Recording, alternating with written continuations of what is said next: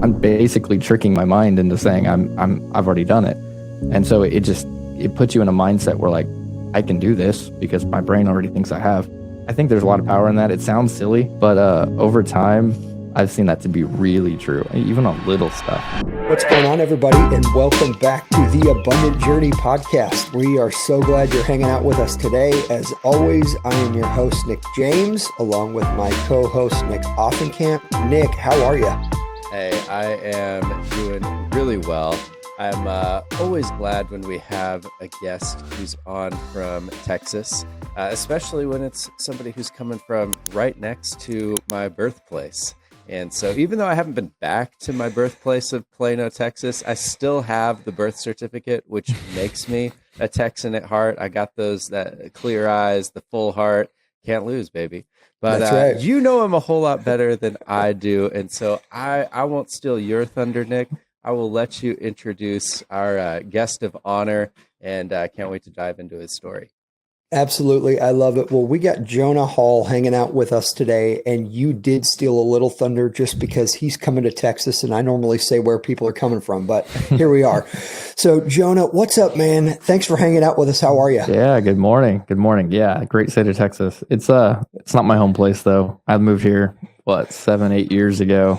I'll call it home now, but I'm still a Kansas City Chiefs fan. I'm from Missouri. I'm still kind of got some things that make me kind of want to go back home sometimes. Does that get you in trouble? I mean, living in Dallas and actually, so that's great. Actually, it's pretty funny. So the Kansas City Chiefs used to be the Dallas Texans. I don't know if you like the way back, like that. I don't know, the 60s, maybe 50s. Wow. I don't know. And so there are actually fans still alive that remember that, and they show up to this one bar in Richardson, which is just, 5 miles from here. And it's like 150 people in Chiefs jerseys for every game. It's awesome. It's probably the second best place besides going to Arrowhead Stadium. It's pretty cool. Yeah. Is that not they're your people? The spirit of Texas, like the stubbornness of, even though Kansas City Chiefs left decades ago, they're not letting go. They're holding on. No, they love it. They love it. Well, that's awesome. I'm glad you found your people. Even I found Texas. My people.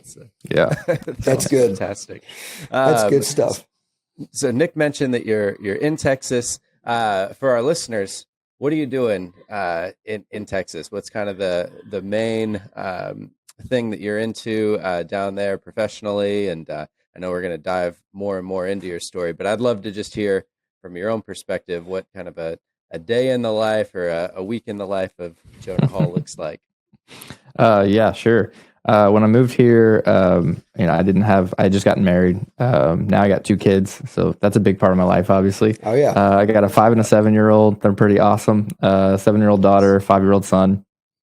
So anytime I'm not working, we're playing, we're having fun. The day in the life, if you will, is I started a company called SmartLock Self-Storage in 2020, and it blew up to the point that it was hard to keep up with. You're learning. You're drinking by fire hose every single day, and it's been great. I loved it. I wouldn't have it any other way. But we've got 15, 16 employees over in Garland. And it definitely is more than a 9-to-5 job. When you're running that kind of a thing, you're pretty much always working. It's sometimes hard to turn off, right? That's actually the bigger issue is figuring out how to turn off and how to truly disconnect from what you're working on, because it's fun. I'm passionate about it, so it gives me a lot of joy. But I do have to figure out that balance and figure out how to turn it off sometimes too. Yeah, for sure. And I mean, you started it in 2020. You say that it's exploded. What does that look like in terms of, you mentioned the number of employees, but the number of either facilities you've got or size of those, or what? Right. Yeah. Yeah. Okay. So starting back at the beginning, I was working for a family office here in Dallas, in Garland, oil and gas family. They owned a bunch of real estate, but no self-storage. They had zero self-storage experience. They really weren't real estate people at all. They were using 1031 exchanges to like kind exchange from oil and gas real estate into retail. Just easy stuff that's readily available on the market, like I don't know, like Dollar Generals and Walgreens and, single net tenant stuff, things that's just like, they're always there's always one on the market you can go buy if you needed it, right? Because a 1031 exchange, you've got a short period of time to get something identified and bought. So they owned dozens of them, and I ended up managing those assets for them. Hey, and Jonah, then one went dark, and I converted to storage. So that was the story in a nutshell. Well, yeah. What's up? And I was going to ask, you're the first person who's brought up family offices, and that's a common thing in commercial banking. But for our listeners, tell them what that is.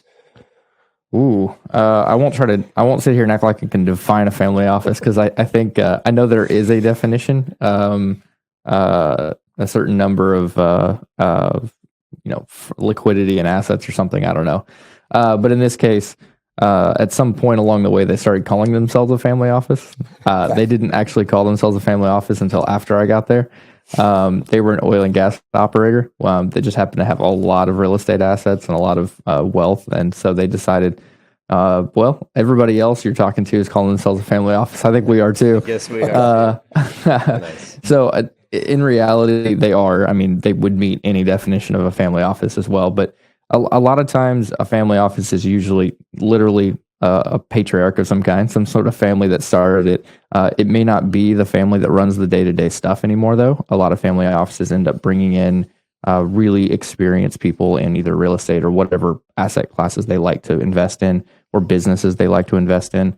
And so there may be somebody completely unrelated to the family that's running the show on a day-to-day basis. But the goal is to preserve, sometimes grow, depending on where they're at in their stage of life, the assets of the family conservatively, and make sure they don't lose it all in some crazy thing. So usually there's somebody running the show that is deciding what they want to invest in, how long they want to be invested in, what their strategy is, and that kind of thing. And most of the family offices I talk to are interested in real estate if that's not their only thing. And so they may be in multifamily and retail, and they may be interested in self-storage, and I'm showing them what I'm doing or whatever. And I think it does change a little bit, though. I've also talked to family offices that all they do is invest in businesses, and they buy small businesses, and they find an operator for it, and then they grow it and they sell it. The difference between a family office and a lot of the other groups that I have raised money from is really just vision, I think. Family offices tend to be a lot more laid back, more focused on preservation of wealth. Whereas some of the private equity groups or even individuals with a lot of money sometimes are really looking to quadruple, some crazy number on their money, which high risk, high reward. So sometimes they'll take risks on entrepreneurs or ideas that are maybe considered higher risk than some real estate play. Whereas the family offices tend to be a little more conservative, don't need quite as high of a return, but they're going to want you to be consistent and do what you say. So it's good. We've talked to a lot of them, and some of them have been our investors, and some of them are still on my list. We'll get them one day. No, that's super helpful. Thank you for breaking that down. And so you were connected with this self-identifying family office, that and helping them convert their oil and gas properties or assets into commercial real estate. And correct. I think your direction you were going with that was just how that got you into self-storage. Yeah, eventually it did. So they had an empty, what was a Dollar General, honestly. So I don't know if you're familiar with Dollar General. They're pretty much in every state in the country. So I'm sure everybody's seen one, even if they've never been in one. It's usually somewhere between 8 and 10,000 square foot box. And usually it's not even made that well. It's just a metal box with maybe a little front facade, some brick or something on the front. And, it's a dollar store, but with groceries and other things in it. Anyway, that business is great. They're a great creditworthy tenant. And so they own several of them. They hold pretty good value through the course of their lease. And but this one was dark because they had built another building, like you could see it down the street, right? That happens a lot in these small towns. Real estate's so cheap, they'd rather just go build another building than pay higher rent when their lease ends in the first building, because they don't own the real estate. And in fact, I don't think Dollar General owns any of their real estate. Wow. So thousands of stores with no ownership in the real estate. They're just lessees. So anyway, they built a nicer building. You could hit it with a, I don't know, you could probably hit it with a baseball bat, not even a golf club. So I mean, you really is close. And so this building was sitting there even before I started working for them. It was sitting there probably for the first 2 years, and they're like, "Hey, go figure out what you want to do with that. Like, it's a good project, and this thing is killing us. You know, we're paying insurance, we're paying taxes on this empty building. Let's go figure out what to do with it."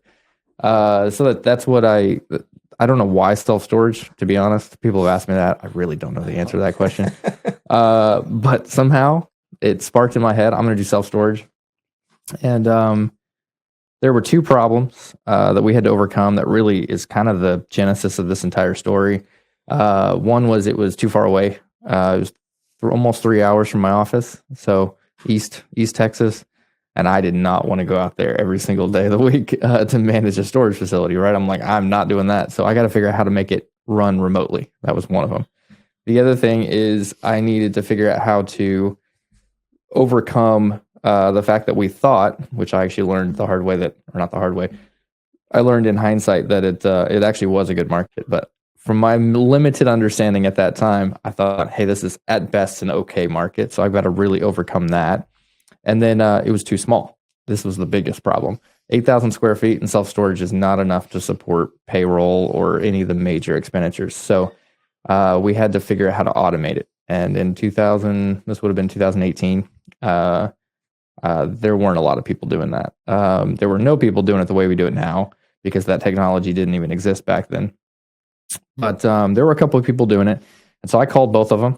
I don't know if either one of them remember that call. One of them I've kept up with a lot, and he's a good friend, so he knows. But I called both of them, probably got 20 minutes of their time, and one of them was like, "Hey, just come see what we do. Like, I'll show you whatever you want to see." And sure enough, he did. I'm very friendly, and really was kind of like a mentor, just kind of like, "Hey, I'll give you an hour of my time. We'll drive around, see my sites nearby. I'll show you the office, meet the team, ask whatever questions you want." So we literally just carbon copied his model at that time. And it worked. I mean, he had a good model. He had spent several years developing it, and it leased up quickly. 6 or 7 months, it was full. Not very many units. And we're talking about 65 interior units, right?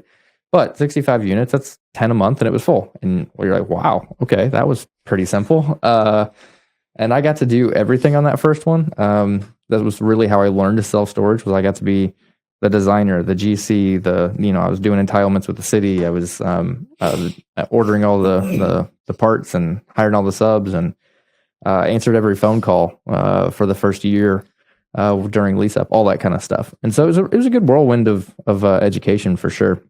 Was that quick? Was that pretty much brand new to you, that whole entitlements side, or did you have any experience there? No experience with any of that. Honestly, I didn't even deserve to be in real estate in the first place. It was like a God thing, there's no way I was supposed to be in real estate. I have a degree in political science. So, so I don't know what I was thinking in college. Actually, now that I look back, I'm like, I didn't want to be a politician, or at least not at that stage of my life. I didn't want to be a history teacher, which is what most of my peers were doing. And I didn't want to go to law school, which is what the rest of them were doing. I was like, why am I in this degree path? But I just really liked politics, policy more than politics. And so anyway, I tried my hand at some nonprofits and stuff right after school. But anyway, ended up in real estate kind of by accident, or maybe, the guy up there. But it was fun. So anyway, long story short, that developed a model that worked, and the family office was pretty excited about it. And so they kind of turned me loose to go keep learning about it. And it took a solid 18 months before I convinced them to do another one. They were pretty conservative investors when it came to real estate, because that's not their thing. That wasn't their path in life. They were oil and gas people. And so 18 months of hard work. And obviously in hindsight, I love it. I wouldn't have it any other way. I got to underwrite 189 deals or something like that, like truly underwrite them. A bunch of them, I got to visit the property, put them under contract. I mean, I was learning a lot. We just didn't pull the trigger on any of them. And that was frustrating at the time. But like I said, looking back, I probably would have made some mistakes if we pulled the trigger on some of those. So sure. Of those 189, I mean, how many did you want to pull the trigger on that, for whatever reason? Probably 24 of them I wanted to pull the trigger on. Probably 10 of them we at least made offers on, and we went under contract on a few and walked away sometime during feasibility. Yeah. Some of those were actually excellent deals, and I know that now because the guy that ended up buying it flipped it and doubled his money in a year, and I was like, "See, I told you." So it was a little bit of a, oh man, we missed out because you guys were too slow. But at the same time, like I said, in hindsight, I wouldn't have it any other way because I also wanted to make offers on things that probably wouldn't have turned out. So just it was during that learning phase, and it all happened for a reason. So that was good. Yeah. Anyway, I'll try to 2 more minutes, try to get through the rest of the catch you up to today. There were two they pulled the trigger on in 2020, spring, summer, something like that. And right about that time, I was like, love you guys. I'm out. I'm going to go do this. This is fun. I enjoy it. Cool. I had kind of proven to myself that I could raise a little bit of money. Because at one point during one of those deals, they said, "Hey, we'll carve off a little piece, and if you can raise the money, we'll let you sidecar in." And so I was like, "Okay, cool." So I went to a lot of my real estate buddies and said, "Hey, will you invest in this deal?" I was really bad at pitching deals, but they knew me. And they're like, "Yeah, sure." And so I probably could have raised, I don't know, $500,000 or something. Nothing crazy, but I was like, "Oh, I could do this." Like, It doesn't take much, 1 or 2 deals, and I'm, this replaces my W-2 income, right? So I was ready to hit the road. And about that time, my former boss's son, David, my business partner now, he was like, "Hold on, like, why are you just starting over? You built a brand, you identified a logo, you've got all these models. Like, let's just buy that. It's not worth anything today. We'll just kind of transfer that over, buy it from the family office, and we'll start our own company." So we did that instead. So we became partners in October of 2020. And that's when we kind of started the actual SmartLock journey. The technology had changed a lot. We were on iteration, I don't know, 12 or something of the tech stack and what we do and how we do it a little bit different than everybody else. But overall, we were still an operational company. We didn't really know development, construction. I knew how to buy deals and acquire deals, but it was about acquiring deals and operating deals. That was it. We had to learn the rest still. So we started raising money. We raised about $4 million over the next 4 months. Wow. And did 4 deals with that money. And started hiring because it started to be way more than we could do by ourselves. And I think there was a point there where we were hiring like 1 person a month for like 18 months straight or something. Wow. It was a whirlwind because I hadn't even been a people manager. Like, I'd never even been a manager at McDonald's. Like, that was not my, I'd never managed people before. And all of a sudden I'm like, I'm their boss. I'm not just their manager. And so, that was an interesting, learning curve for sure. We hired some people that didn't work out, and that was completely our fault. We hired some people that didn't work out, and that was their fault, and a little bit of both. But that was probably more of a learning curve than anything in real estate, honestly. Wow. Just learning how to run a business and all the processes and procedures and people, and people are people. People have issues and people have things they need you to handle, and you're like, man, this feels like a major distraction from what I set out to do, but it's not. It's part of the process of building something that operates without you. And I think we just recently got to that where, the last maybe 6-8 months where I could not be there for a week or 2 and I know I'm coming back and everything's fine. That's a good feeling. That was not like possible. Yeah. Yeah. So anyway, that's kind of it in a nutshell, but, got into self-storage in a big way. We really built out, all the verticals, development, construction, accounting, capital raising, all that is in-house, and even architecture, because it was just, it made a lot of sense for the markets and the types of product we were working on to control all that, especially from a timing perspective. I want to go back just a little bit. Sure.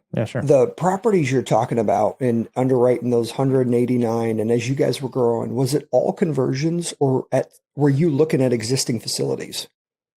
Most of those were not conversions actually back then. Okay. This would have been 2019 mostly, maybe a little bit of 2020. At that time, there were still some deals out there pre-COVID. Sure. The deals kind of disappeared there for a while. I think they're coming back finally. But I would say out of that 189, if I had to guess, 80 or 90% of them were value add traditional acquisitions, Okay. They were things that were either on the market, or I had a lot of friends in the industry at that point that were bringing stuff to me a little bit off market too, but they were mostly probably marketed deals. I mean, things that had an OM that I was reading through and putting together the underwriting and then going to visit the site. But there were just actual deals on the table in 2019. You could find a stellar deal. Sure. And then in 2020, COVID hit and cap rates plunged, and everybody wanted ridiculous amounts for their properties. And one of our employees, we had to let him go.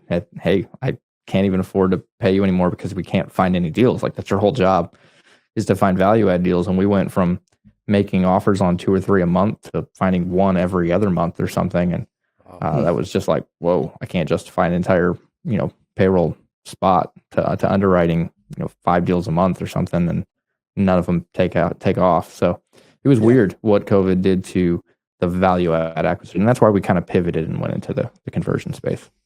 Yeah. Real quick, just on the acquisition side, I mean, it's helpful as you were just talking about SmartLock and realizing the 2 strengths that you had going into it, which was finding deals, acquiring properties, and then the operational side. And so the big gap to fill in the middle was just everything to go from acquisition to actually operating. So, we'll get into that piece, but talking about the deal acquisition, finding deals, having deal flow, I am sure that has changed, but were you mostly looking at stuff that was on the market, making relationships with brokers? Or are you approaching owners for off-market deals? What was your process for finding deals? And I suppose this is some looking to the past, but also thinking about our listeners, because that's one of the big questions for anybody who's trying to get started, right? It's like, where the heck do I look? And so I'm curious even how you've seen that change through COVID and into today. Yeah, it's definitely changed. I say it's changed. I don't know if what's effective has changed, but people's tactics have changed. Sometimes not for the better necessarily, I don't think, but so back then I was not cold calling any sellers. And I don't think we really cold call today. We do some mailers and different things, and they're marginally effective, enough to do them, but they're not the biggest bang for your buck. The thing that we were doing back then that I thought was just not working, and then it turned out months later to realize, oh man, we were actually laying seeds that were gonna really bring us a harvest later. So what we were doing at that time is we were identifying markets we wanted to go to, and granted, we weren't very good at that time, but at the same time, we were trying to. We were actually doing full market studies, even if there was no asset necessarily in that market yet. We just knew, hey, location is pretty good, population size is about what we like. It's a healthy market, decent average, decent median incomes, and it's not shrinking, it's not dying or anything. So let's go underwrite it. We had time on our hands, right? We weren't in a race for anything, and so. We underwrote markets as if we had an asset, even though we didn't. And so basically we were creating data, we're creating all this stuff where we could act more quickly when something did come up. But that's only half the equation. That's not really what was helpful. What was helpful is after we did that, I had Larry, Robert, a couple of these older guys in the office. They were my former boss's business partners. I say older, I mean, they're in their 70s, maybe Robert's 80 now. I don't know, but he and Larry would come in just to get out of the house and do something again. They'd come and cold call realtors, brokers, right, for me. And so I'd say, hey, here's my list. Here's all the markets we've already underwritten. I know if I found either a building we could convert or an existing storage facility in this market, we would be very interested in buying it.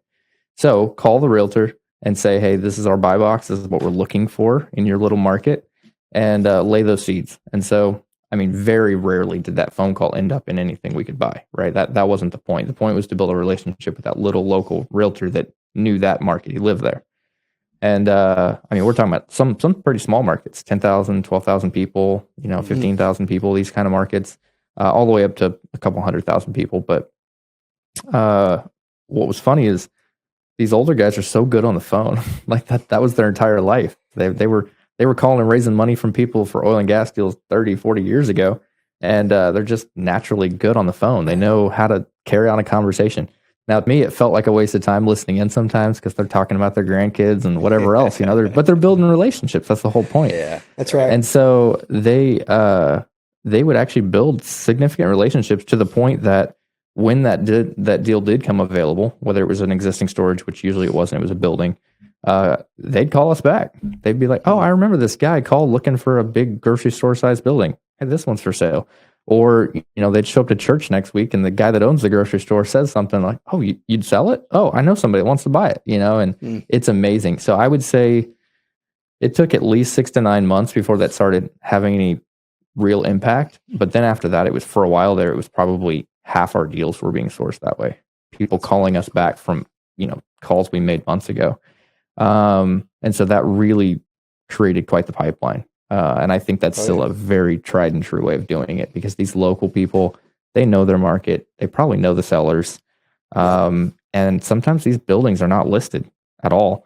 And if they are listed, they're listed on a little MLS, local, hyper local to that area. And they're not on CoStar. They're not on LoopNet. They're not on any of these Correxy. They're not on a national platform. And so you're not going to find them unless you know how to get into that local MLS. So I would encourage people to use those people because they're there.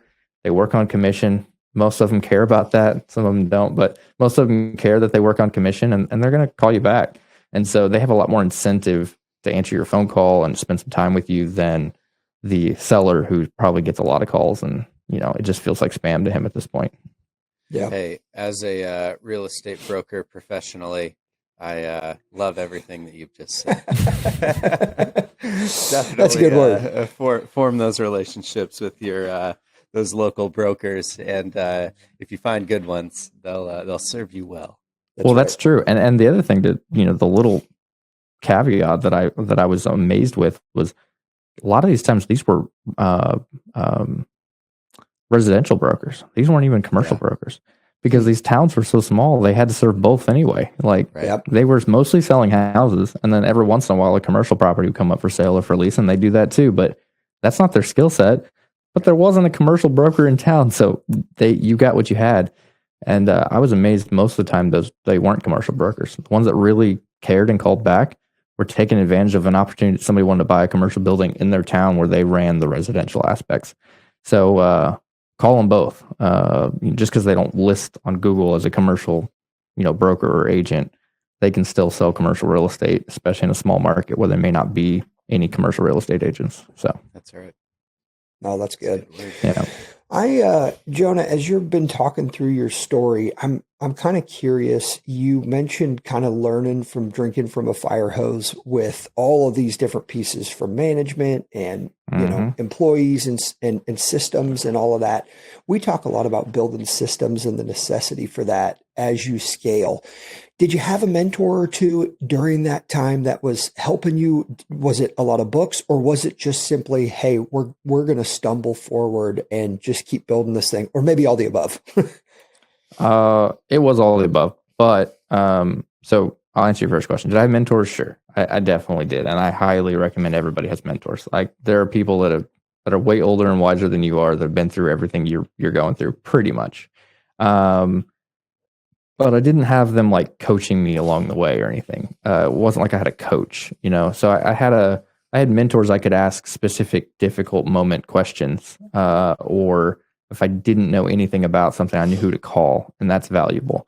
But it was a lot of stumbling forward and figuring it out, making mistakes, that kind of thing. And then, there were books and stuff, although that's more, I would say, in the last year and a half of my journey. I've been a lot more in books and podcasts and stuff like that. At that time, it was just head down, working 80 hours a week on whatever we were working on. So it was a lot of stumbling and learning the hard way. But it was drinking through fire hose because we were trying to do stuff we had never done as fast as we could. And at one point in our journey, mostly 2022, we probably bit off more than we could chew, frankly. But we had 15, 16 development projects in flight at one time. Wow. Jeez. It was wild. That is a lot to maintain. Now I had people, it wasn't like I was doing all that.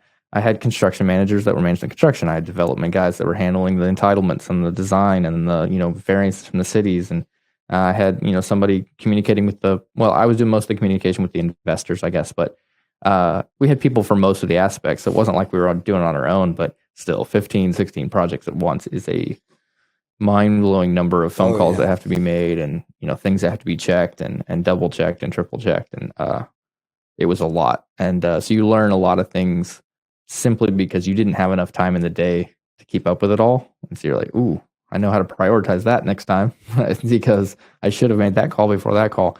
Little things that just we made sure we notated things, created checklists, created master checklists. We have this one checklist. It's like the life cycle of an entire project. It's probably like 190 rows of to-dos with like detailed, here's the people you call to do this task. And that's just to get it to CO so that the operations team can take it over. And then there's a whole operations checklist too, So we tried to make checklists and tried to create documentation. But at the same time, not probably the way a corporate company would. I mean, I don't have any perfect policies and procedures in place yet. I mean, we have them. They're just they're in that folder over there somewhere. You'll find them, but we have them. They're documented, but we do probably need to go back and make them a little more accessible, especially to like a new employee or something. Still, what an amazing way to build systems out of just utter necessity. And then it was definitely that. Systems stress tested and iterated all very, very rapidly. I mean, that's I got into real estate on the residential side in 2021, working for a builder, which with the market out here, it was as easy as being an order taker at Burgerville or something like that. People just walking in the door and, just say, this is the floor plan, these are the options. But, in my first 3 months, I think I had 26 homes under contract, which is pretty nuts. But it was that similar kind of thing of just that, like, okay, this is happening. And I gotta figure it out. No kidding. And being under contract is no joke on anything. You got deadlines, you got timelines, right. You got provisions of those contracts. You got to know what they mean and how they get triggered. And if you got 26 at once, that's a lot of moving parts to keep track of. A lot of balls to leave in the air. And you're going to drop one probably at one point when you get that many going at once. But yeah, I mean, so I think every entrepreneur dreams of having a similar sort of experience where you go out, you start your business, and in the first year, you just see explosive growth, mind-blowing kind of growth. But I also know that for folks that have had that, it does present its own unforeseen challenges. Like the blessing can be a curse. And so I am curious, just like if you were to go back and do it again, like, do you think that 15, 16 development deals at once, like, would you do that again? Or would you recommend to others, like, you could probably slow your roll a little bit and save yourself some stress? What do you think? I like to bring it on, but so I'm probably a little different than most people. I wouldn't tell people to do what I did because I don't think many people are gonna have the staying power, and I don't mean that in a rude way. I just mean, like, I think the biggest thing an entrepreneur needs is resilience. And if you just take on too much, you can get to the point where you just can't go on anymore. And I had moments where I was like, whoa, what am I doing? But to answer your question, that does come along with a curse. Like, there are things you just do out of order, or you take on too much, and you create problems you didn't know could even be problems, right? Probably the most obvious example is if you get too many things going and you hire too many people too quickly, cash flow can become a problem, right? You've got to figure out how to pay all these people and get to the finish line on some of these projects. And so we had a lot of learning curves on what it really took to run this business. We went from no payroll to, I don't know, $1 million in payroll over the course of a year and a half. And that's a big difference, right? Oh, yeah. So now you got to figure out where that's coming from. And so in real estate, a lot of it comes from fees when you're a developer or whatever. And that's fine. You just got to know that fees are the type of income that is based on new deals and new work.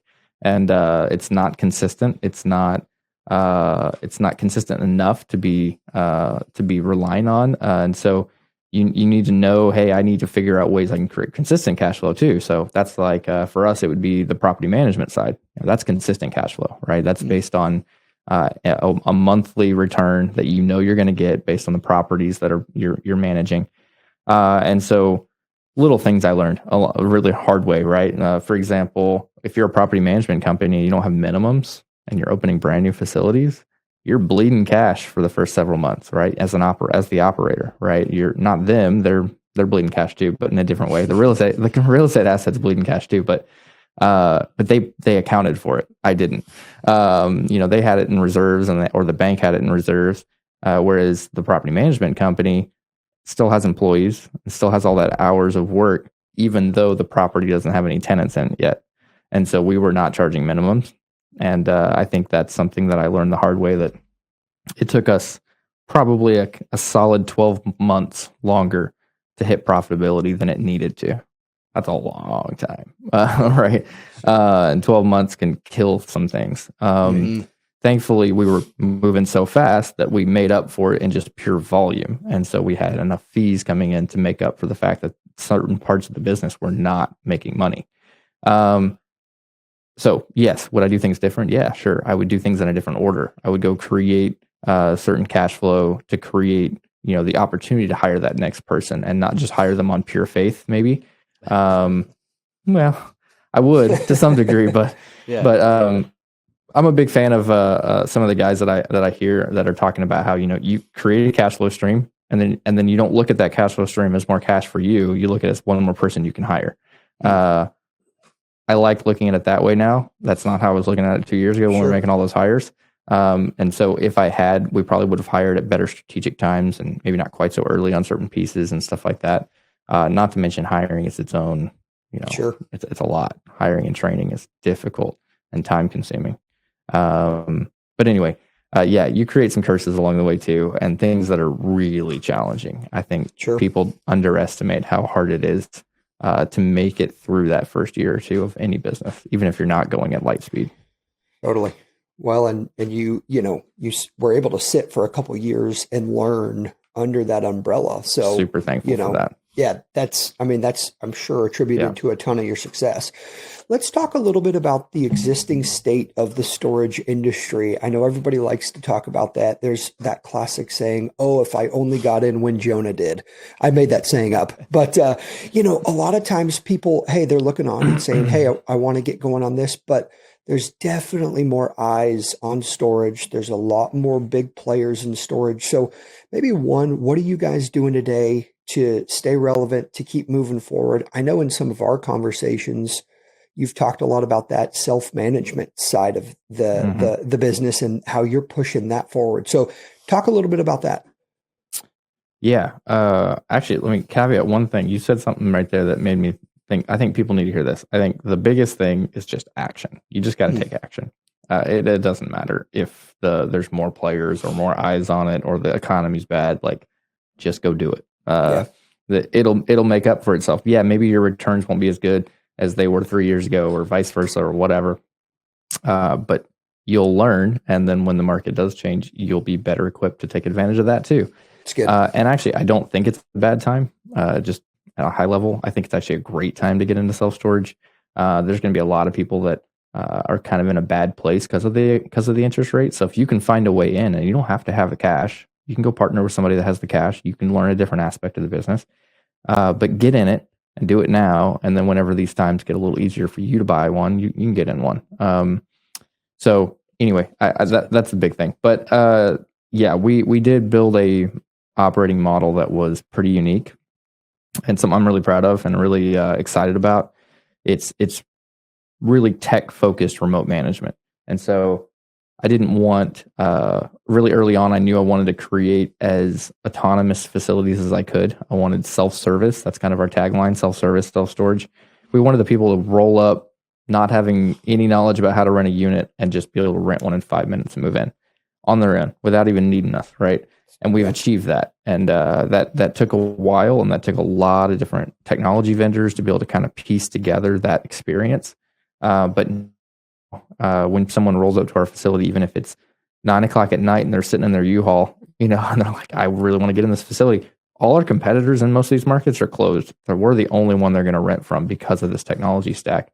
And so they can pull out their phone and maybe they scan the QR code. Maybe they found us on Google, whatever, it doesn't matter. It takes them to the rental page, and 5 minutes later, they can be unloading their vehicle into their unit without needing to call us. And so that's a big factor in our momentum, growth, and most importantly, I think it's what allows us to operate smaller facilities and in more rural markets than the bigger players. The bigger players need the economies of scale of large markets and large footprints, and we don't necessarily need that to be profitable. So that really opens up a lot of opportunity.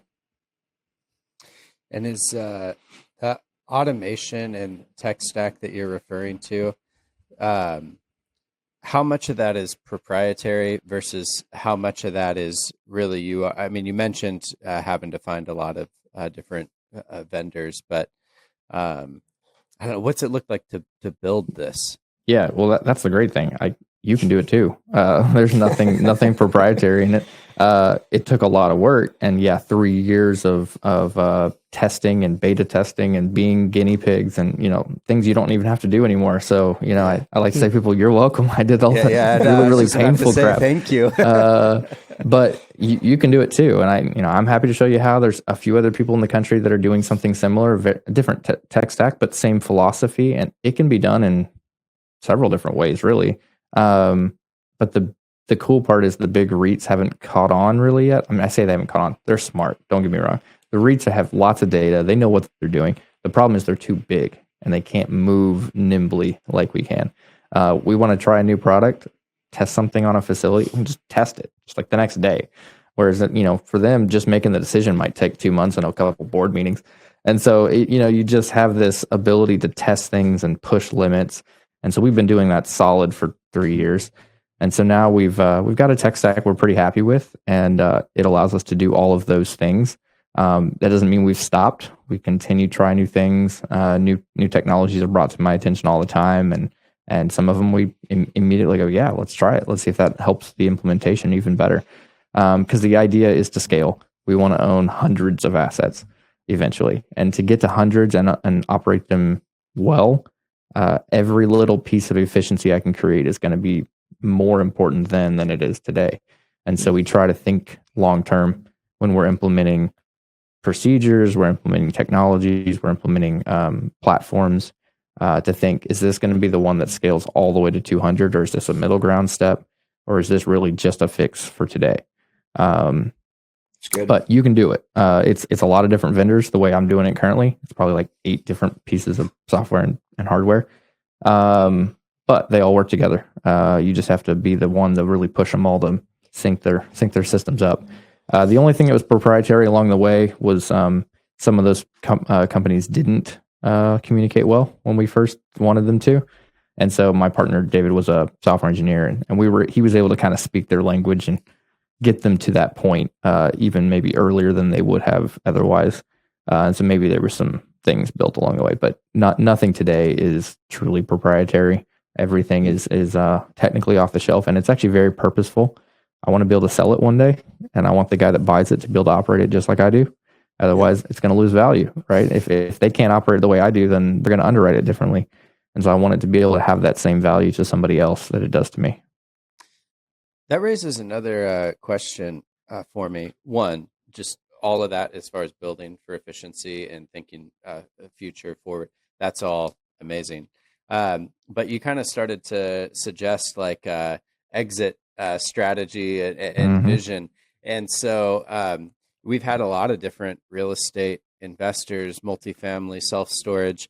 There's some people that are like, I'm in the real estate game to buy assets that I'm going to hold forever. And there's others that we've talked with that are like, nope, like I'm building stuff. I'm looking for value add so that I can 3 to 5 years double, triple the value of something, and then I'm out. I'm Mm-hmm. curious what your approach is and how you look at different assets, whether it's like this is a facility that I plan to keep forever, or this is one that has a shorter timeline. I have a plan, but I like optionality. I want all the plans to be good, and that therefore there's no bad scenario, right? Yeah. And so obviously anything we are going to buy or build needs to underwrite as if we were going to just hold it. If it doesn't work in just a long-term cash flow situation, then you're probably making a mistake in the first place. Now I say that there are people that's their business, right? They're developers. They build to a certain cap rate and they sell at a certain lower cap rate and they make their spread and they get out as fast as possible. And the faster they do it, the more money they make. And I get that. Sure. That's a business model. There's nothing wrong with that. That's just not what I'm interested in at all. What I want to do, and what I'm pretty open about, is I want to build to hundreds of assets. I want to build until such time that, Extra Space or Public are knocking on the door and saying, hey, I want to buy your portfolio, and they're willing to overpay for it. Sure. Yeah, come take it. And that's been happening a lot. And so I see that happening in the marketplace over the last few years. Massive transactions. I don't know if anybody in the audience is familiar with the self-storage massive transactions, but multiple, well over $1 billion in the last few years. And some as high as, the Life Storage merger obviously was well over 10 billion, which is crazy. But lots of transactions. And I know a lot of the people that were the people exiting in those scenarios. I've met them along the way and they're friends of mine, and they're like, yeah, we got overpaid for. That's part of the beauty of building a large portfolio, that the only way you can scale at that pace is to buy us at a little bit over market, at a premium. And so we don't underwrite the premium in our performance. Obviously, that would be stupid, but we know that that's real, and that has been real, and it probably will be real as the economy, does its cycles. And so here in a few years, if we've built up a couple hundred locations and someone's knocking at the door, yeah, we'll sell. That's kind of the end goal. But I'm also happy to just sit there and wait until the right time is, we got 400 assets and cash flowing, and then someone makes an offer. So there's no set number I'm trying to get to or anything like that. It's just kind of when the time is right. And I'm not trying to time the market or anything like that. It's just like I'm building assets that can cash flow until the right time, to exit. So that's the goal. Say, make me an offer I can't refuse. That's right. Yeah. And I know people that literally said, I'll never sell them. And then someone makes them an offer they can't refuse. Like, okay, never mind. I guess I will sell them. I know a few people like that have sold in the last couple of years that were just, they really thought they would never sell, but people paid some really dumb money during COVID for things. And so they're like, yeah, I guess I'm a seller. So anyway. Well, and let's transition a little bit here, Jonah, in the sense of that, we share common faith. We share a lot of things we're passionate about. We all got young kids here as we're talking today. So let's go a step further. You are passionate about this industry. You're passionate about the asset. You're passionate about making money. Mm-hmm. But what's the why? What's the bigger thing for you here? Oh man. For me, it's funny because that's actually really coming into clarity over the last few months, more than ever. And so I can answer this a lot differently now than I could have a year ago. A year ago, my answer, and I think a lot of people are here, so I'll start there. I think a lot of people don't really know the why fully, and it takes a while, especially if you're my age. If you're 30, I'm 31. If you're like under 40, you might not really know the why, other than, I'm doing it for my family. I'm doing it. Okay, yeah, that's all true. I'm not saying any of that's not true, but like it starts to really hit you differently as you start to see where you can go.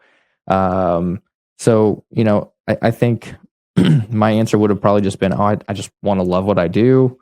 I want to enjoy it. I want to do it with people I like. And that's still true. And that's still at the top of the list, right? But for me now, it's like, I want to have an impact on generations in my family. I want them to be more free, not just financially, but their time. I want to create opportunities that through my businesses and through what we go do for others to learn and be free to.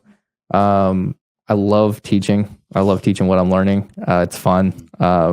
I know at some point I have to charge for it because you just run out of time in the day and you can't just give yourself away for free all the time. But right now I've just been giving away for free. People ask me for help and I'm happy to help, and I enjoy it a lot. So anyway, I started to realize that what I'm building has the potential to create generational impact, like in a way that no one in my family has ever really thought about, and that's exciting. You go back a couple generations, and people were just like, trying to graduate from college, and that was like this major achievement, and now it's like graduating from college. Yeah, that's a no-brainer. Do that. That's fine. But let's go build something really big that can actually impact generations. Not that education can't. Education can, and you should always learn. You don't have to go to college to learn, by the way. You can learn without going to college too. In fact, the people that I'm most interested in following these days are big proponents of just always learning, even hiring coaches after you're already the best at it, And I'm kind of in that phase of life where I'm just like, if I'm not investing in myself and my education and what I know, then what am I investing money into? Because you got to get better at it all the time. So I've been recently, I think this kind of answers the question. I've been writing out goals, I guess you could say them, affirmation kind of goals, like in a way that's like this is what I'm going to achieve. But instead of saying this is what I'm going to achieve, it's like, this is what I've achieved. Like you say it in that kind of, I'm there, even though you're not there, right? To kind of basically suggest to yourself that you can do it, because your subconscious is pretty powerful, right? God gave us a pretty powerful subconscious, and really powerful subconscious. And so you can actually convince yourself of something that maybe even isn't true yet, but if you're convinced, it'll probably happen. And so there's some power in that. And some of those goals are very much about leading my family in a way that I never even was really thinking about before. I was just wanting to put food on the table and a roof over the head and maybe take a vacation and stuff. Now it's like super impactful things. And so it changes as you see the light. It's like there's a light at the end of the tunnel, and once you're working on your goals get bigger. And I encourage you to make really big goals, because if you're not making big goals, you might achieve them, but then what? Then you're going to be bored or sad that you didn't set higher goals. So my goals are big, really big. I'll be working on them for a long time, but I'm okay with that. That's part of the fun. That's awesome. The identity piece there. I think James Clear talks about that in Atomic Habits, the importance of viewing yourself and referring to yourself as the person that you want to be in present tense. It's like I heard it. I have read that book, so I know what you're talking about. I have to go back and read that. The two places that I most recently heard it was Going Back to Think and Grow Rich, old book. An entire chapter on auto-suggestion. I think he's calling it self-suggestion, right? The concept of this same concept. And then probably Grant Cardone's book, but one of the books about goal setting. He had a chapter on goal setting, and it was all present tense. I'm going to achieve this. And he was straight up like, I haven't achieved this yet, but think about how confidently I'm saying that I have. And I'm basically tricking my mind into saying I've already done it. And so it puts you in a mindset where like, I can do this because my brain already thinks I have. And so I think there's a lot of power in that. It sounds silly. I remember the first time I read it, I was like, this is a bunch of weird crap. I'm not sure I even buy into this. But over time, I've seen that to be really true. Even on little stuff. You tell yourself, you're a morning person. This is a real one. Like, people can't get up early in the morning, right? That was me. Like, not even a few months ago. I was like, no, I'm a night person because I do really well at night, and I still do. I can work until 2 a.m. and I'm focused and everything's great. But I've purposely made the switch, and it's not all important. You can be a night person, it's fine. But if you're telling yourself that you can't be a morning person, you'll never be a morning person because you have the control of your subconscious there. So it's interesting how that works. Totally. live into the reality that you create. And the whole thing on big goals, that's speaking my language. Nick and I did an episode, like one of our very first episodes, and I spoke on the glories of BHAGs, the big, hairy, audacious goals, and that even if you don't reach all of the extreme, audacious goals, it still typically, I think, gets you further if you're serious about them than you would have gotten just by playing it safe and setting a goal that was way too easy to accomplish. Which is the concept behind the guys that are talking about 10x or whatever, right? You're 10xing something, like maybe you get to 7, but 7x is way better than if you had just set the goal at 1, right? Or That's my dad, he's probably still it's probably still his voicemail. If you miss my dad and you call him right now, it'll say, better to shoot for the moon and miss it than to shoot for a skunk and hit it.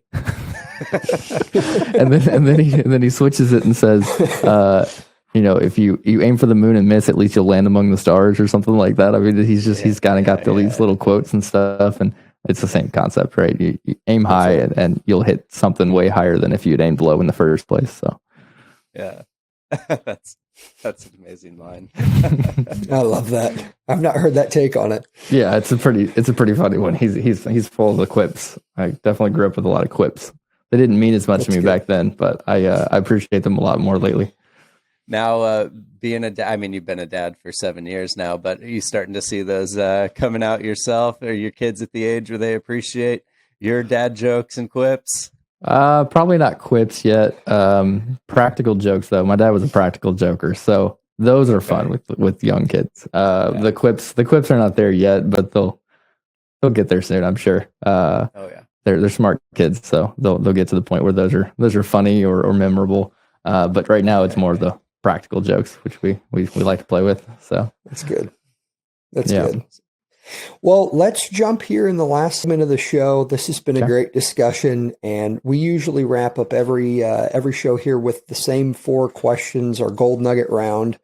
And so I'm just going to fire them at you. The first one here, I just want you to pick one of these, but we talk about the 5 F's at Abundant Journey, and it's still early 2024. So we want to hear one of these categories, what you are doing to improve yourself, grow, a focus maybe outside of just real estate. So family, finance, faith, fitness, and future. What's something you're focused on and working on growing this year? I feel like I'm taking the easy way out here, but you said pick one. That's really, really hard because I'm actively working on all of them as part of a morning routine kind of thing. And so I've never been a morning routine person. But I think I'm actively working on all of them. But if I had to pick one, I'd say this year it's family. I spent the last 3 years head down, working really hard. Like I'm not going to work any less hard, but I'm just going to put a higher priority on when I'm starting and when I'm stopping, and really being mindful of the time my kids need with me, the time I want to dedicate to their growth and their education and their learning. And it can be things that I'm doing that's practical. I don't have to stop and do something silly. I can do something that they can tag along with, but I want to make sure I include them. And so family's a big piece. We're going through some crazy stuff at the moment, and I think that on the other side of that, we'll realize that all the effort was worth it, and all that effort, head down effort, and sometimes late nights and times away, will be more than worth it. But time is the most valuable resource by far, and I don't think I quite realized that because I spent a lot of time doing things myself that I could have delegated, or I could have hired out, or I could have just literally scratched off the to-do list because it just wasn't something I should have been working on. And so I'm really focused on time, which in this case, it's for the family. I want to create more time with the family. And I'm not talking about hours and hours. It's more about quality time, right? It's not about taking 3 days off a week or something that I don't think I could even do that. I'm too much of a workaholic to do that. But I want the time that I spend with them to be very focused. And that's, to me, that's all about figuring out how to maintain my time. And I think it's somebody, I don't know who it was that I was listening to the other day talking about kind of a 20-80 rule, like go find the things that you personally, especially as an entrepreneur or leader of the group, need to be spending your time on. And it's only in the top 20% of those things that everything else you need to delegate or just throw in the trash because you should not be working on it. And one thing that comes out of that is your time is more efficient. You're happier, which is going to bleed into how you hang out with your family. So I picked family, but really it's kind of all of them as part of a morning routine because I'm really trying to watch my time, and time gives you time for everything else, finance, faith, and all that stuff, fitness. So, yeah. No, that's huge. And I think, man, we could do an entire episode just on what you're talking about there, the to-dos and delegating. So, man, that's a good word. Next one here. What's a quote from a book or mentor that stuck with you along your journey? I think you prepped me on this one because I was thinking about this yesterday. I was like, I have so many quotes. And I was like, where am I going to go with this? Lately, the quote that has been most impactful, and it's really two quotes in one because one came directly from the guy. So Pastor Craig Rochelle has a leadership podcast. I don't know if you listen to his leadership podcast, and it's one of the best podcasts I've ever heard. I mean, it's just every time it's incredible. But he has one about momentum. Actually, it's a two-parter. And in that podcast, he says, you can make excuses or you can make progress, but you can't make both. And I think I've made a lot of excuses in the last few years, and I'm realizing that some of those were excuses that I didn't feel like were excuses. You kind of convince yourself that this is legitimate, but at the end of the day, like while you're complaining or thinking, maybe you don't even have to be complaining out loud. You're just complaining to yourself internally. You're not making progress because you cannot do both at the same time. And so I think that's a big one. And the second part of it is I was looking for the mug. I made posters and mugs and everything around my office. It just says nobody cares, work harder. So that it's the same idea, right? No excuses. We don't care about your excuses. Just work harder, get it done. So I think it's kind of a funny story. I was carrying that poster into the office, and I'm pretty sure my employees took it the wrong way. Like I don't care about them. I was like, it's really a self thought here, but it's going up all over the office. So learn it. Nobody cares, work harder. So kind of the same concept. That's good though. And somebody who is doing 16 projects at once, I think you have the right to say that. So yeah, that's good. Well, next one here, you talked with us about a dreamer goal, which was scaling the storage, business and the portfolio. So I'm not going to let you use that one, but give us a dreamer goal that you have that you've not been able to accomplish yet. Ooh, I would say in this case, it's financial then. I mean, it's obvious they're all kind of tied, obviously. The growth of one is going to create the growth of the other. I have recently, I think a lot of your listeners are going to be Christians, right? They're going to be people of faith. And I think they're going to feel this one because it's something that I think a lot of people don't understand. We all act like it's weird to make a lot of money or something. Like it's questionable to make a lot of money. We hear the Bible verse about the rich man entering heaven and how hard it is and all that. And I hear you, but at the same time, God wanted to give you abundance, abundant journey. There you go. Yeah. God wants to give you a giant domain that you can control, and you can make more impact on the world, your family, other Christians, people that aren't Christian yet, by having that impact than you can do without it, right?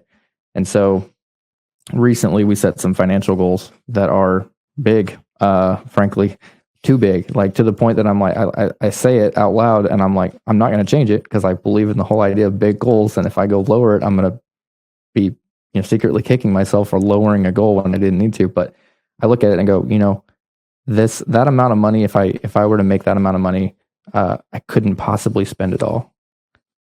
So what would I do with it? I'd give it away. I'd go find, things I want to bless people, help people start businesses, preferably things that are cyclical, that can, self-sustaining. So not a huge fan of just giving money away. I like the idea of giving money to causes that are self-sustaining or helping somebody start a business or something like that. But my wife and I are both very big on that. And she has a lot of similar goals. And so we set really big income goals, and the goal is to give half of it away. And so get so much that you couldn't possibly spend half of it and then go bless God's people with it. And that's kind of our goal. And cash flow has never been something I've ever had in my life. I've built a lot of assets recently, obviously, but assets don't necessarily create cash flow when you've got carried interest and all different kinds of things in them. So I'm looking to make that next step, create actual cash and income on a monthly, weekly, yearly basis. And I'm setting bigger goals there too. I love that. The wife and I have a similar goal with the income. So I love that. That's a great answer. Last one here. At the end of your life, what do you hope you'll be remembered for? I thought of a joke. I probably won't go there. I think I kind of alluded to it earlier. I think impact on generations, more and more, and really very recently. This is more in the last like 90 to 120 days. I really want to have an impact on people's mindset, because I'm realizing that the only way I would have gotten where I am so far or where I'm gonna go is by having the right mindset. It's incredibly powerful to have the right mindset. So I'm trying to teach the right mindset to my wife, to my kids, and start there. They're the ones that are seeing me every day. But I would not be able to overcome the things in my life, the fears, the anxiety, the stress of running businesses and stuff like that without being in the right mindset. So it's something I'm really focused on myself about. And then it made me realize that that's actually what I want the impact to be, more than the money, more than the businesses that pass down through generations. Like, why did we create that? And how do I make sure that the next generation learns the mindset behind it and doesn't take that part for granted? Because they won't be able to sustain it if they don't.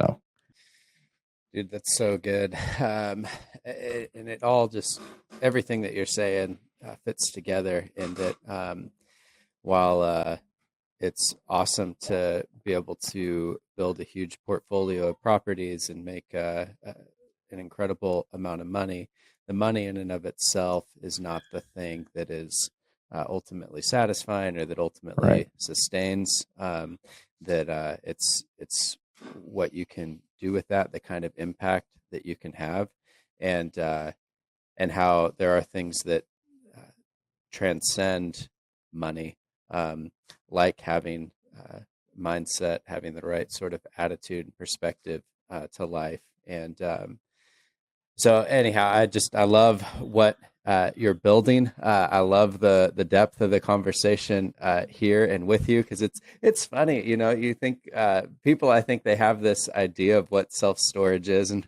who self-storage operators are, and I'm sure they do. It's a pretty unsophisticated business, like on the whole, right? But the beauty of it, actually. But yeah, right, yeah, that's why it's such really a freaking attractive asset. But I do love the depth of thought, intentionality that you've brought to this industry. I love the ways that you're advancing it forward, and I love the ways that you've got all of that tied into where you ultimately want to go in life with generational impact and doing good. So, I've got 100 more questions for you. You mentioned, partnership. And so at some point, I'd love to hear just what that's like to have a long-term business partner. We could have gotten into hiring. We could have gotten into so many things, which, leads me to think we should have a follow-up episode. Okay. A handful of months down the road, and we'll continue to check in with you and see how you're progressing. Definitely let us know when that huge, public storage or massive REIT approaches you. I won't have to let you know. You'll see it. Right? Yeah, that's right. We want to celebrate with you. Sounds good. In the meantime, for folks that do want to connect with you, follow along with your journey, website, social media channels, where would you send people? Just LinkedIn.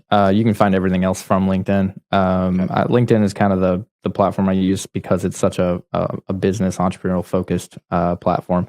I am trying to get involved more on Instagram and Facebook and others, and I will. I'm actually going to follow in your footsteps and do some podcasting and stuff like that in the future. So there'll be other ways to connect with us later, but LinkedIn will lead you to everything else. And I post there usually every day.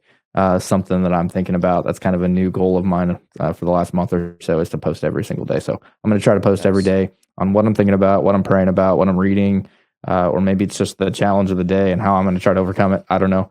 That's good. But yeah, LinkedIn, Jonah M. Hall, you can reach out there. Perfect. Listeners, I will include that link down in the show notes. So do be sure to connect with Jonah there. I know that I am going to add you right after this. There you go. So that I can have your help in setting my own mindset and goals and be continually inspired by the things that you are doing. Listeners, while you're looking at Jonah's or right after looking at his LinkedIn, you can also head over to abundantjourney.net and sign up for our newsletter. Also, the very best thing, the number one thing that we would ask of you is that you share this episode with somebody who you think would benefit from it.